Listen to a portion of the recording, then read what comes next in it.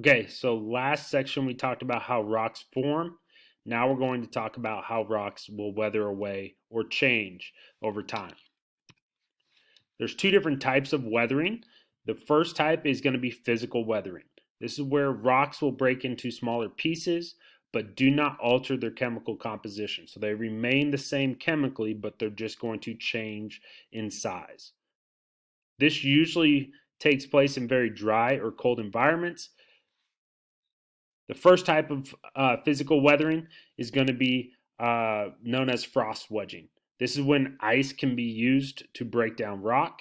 What happens is water over time will build up in the cracks of a rock, and as it begins to get colder, that water will freeze in those cracks and begin to expand. And as it expands, it's going to push against the rock, creating a bigger crack. This process is going to repeat itself over time and eventually begin to crack the whole rock in two. Plants can also be a form of physical weathering as well. Roots of plants can also act like wedges as they grow into the cracks of rock, seeking out that water source. As the plant begins to grow, the roots exert constant pressure on the rock and eventually can split the rock into two. You can see that in the picture down below. One of the biggest forms of physical weathering is known as erosion. Erosion is the process in which the materials of the Earth's surface are loosened, dissolved, or worn away and transported from one place to another by the elements wind, water, ice, or gravity. Water erosion is actually what gives us most of our characteristics on the Earth's surface. So, our valleys, our mountains, all the hills are all going to be caused by water erosion. It is by far the most effective physical weathering agent. Where we have erosion, we also will have somewhere else what is a process known as deposition. Deposition is often occurs in a stream, and when it has too much sediment that it's carrying. While erosion water can be used to erode areas, that those particles have to be deposited somewhere else, and this usually creates our canyons and our riverbeds. Deposition is going to be the process in which that material that is eroded away gets laid down downstream and deposited as a result of that erosion. What you'll see is that you may see, like in this picture on the right, the riverbed itself there is going to have almost like a sandy beach. That's all the little particles that have been deposited in that. We see that a lot in the Arkansas River. The order of deposition, usually what you'll find is bigger rocks will be deposited closer to the river source, while we have our smaller particles like sand, silt, and clay that can be carried all the way out to the river mouth. Erosion is very evident throughout time. Glaciers can erode mountains or mountain sides.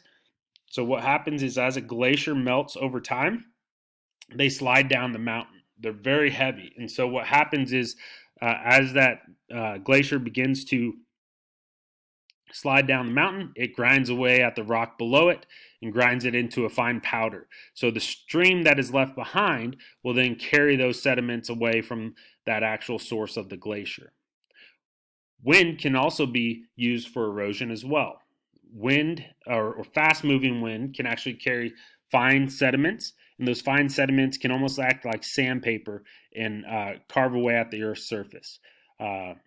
This process of those sediments being carried by the wind, smoothing the Earth's surface and weathering the landscape, that's known as abrasion. Gravity is also an example of erosion. You have things like landslides and mudslides that can move mass amounts of rock down the slopes of the mountainsides. This is known as mass movement. So in the picture on the top right, you can see part of that mountain has caved away, cutting off the road itself there. So that's going to be a landslide there.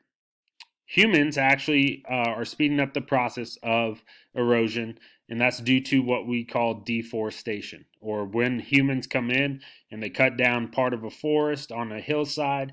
And what happens is all those plant lives that were holding that hillside together are now gone, and that now exposes the soil and the mountainside to the elements in which water and gravity can then pull that those sediments away from the hillside.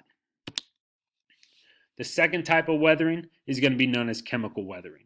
Chemical weathering can cause rocks to weaken, decompose, or dissolve, and it can also affect the chemical composition of that rock. It changes the identity of that rock. Chemical weathering occurs when a rock is broken down due to the chemical reactions that take place with the elements in its environment. Because it has to rely on the elements in its environment, this usually occurs more often in wet and hot environments. Carbon dioxide is an example of chemical weathering. What happens is carbon dioxide in the air reacts with the water and forms what is known as carbonic acid. That carbonic acid can dissolve minerals and then wash them away, leaving pockets underground or even caves. And you can see that in both these examples. These caves were formed by carbon dioxide. Water can also be a chemical agent that forms or that causes chemical weathering. Minerals react with water, which change their physical properties. These minerals, as they dissolve in the water, are going to be carried to new locations, and it can leave behind little pockets within the stone in which those minerals were once located. And the last form of chemical weathering is known as acid precipitation or acid rain. This is where we have some form of precipitation that contains the high concentration of acids. Often it's going to be caused by pollution in the atmosphere. As those pollutants react with the air, they're going to form different types of acids.